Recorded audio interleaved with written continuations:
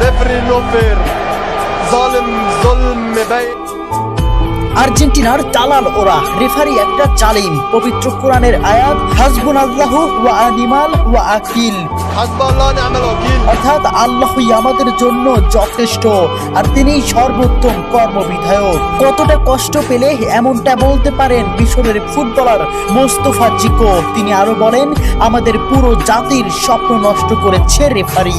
আর্জেন্টিনার দালাল ওরা, রেফারি একটা দেশের পুরো পরিশ্রমকে এক নিমিষেই নষ্ট করে দিলেন।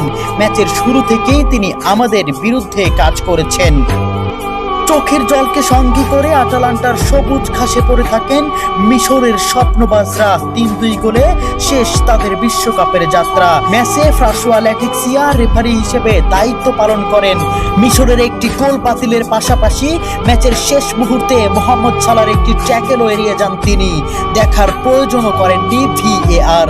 জানিয়ে রীতিমতো তুলপাড় ফুটবল বিশ্ব। ওই কাউন্টার অ্যাটাকে গোল করে আর্জেন্টিনাকে এগিয়ে দেন অ্যানজো। শেষ পর্যন্ত মিশর হৃদয় ভাঙ্গা হারকে সঙ্গী করে মাঠ ছাড়ে। ম্যাচ শেষে সংবাদ সম্মেলনে রেফারির কড়া সমালোচনা করেন হোসাম হাসান। তার দাবি, মিশর ন্যায় বিচার পায়নি। একই অভিযোগ করেছেন মিশরের হয়ে গোল করা স্ট্রাইকার জিকো। মাঠেই সাক্ষাৎকার দিতে গিয়ে কান্নায় ভেঙে পড়ে রেফারির বিরুদ্ধে তীব্র ক্ষোভ প্রকাশ করেন এবং তাকে জালিম বলে আখ্যাও দেন।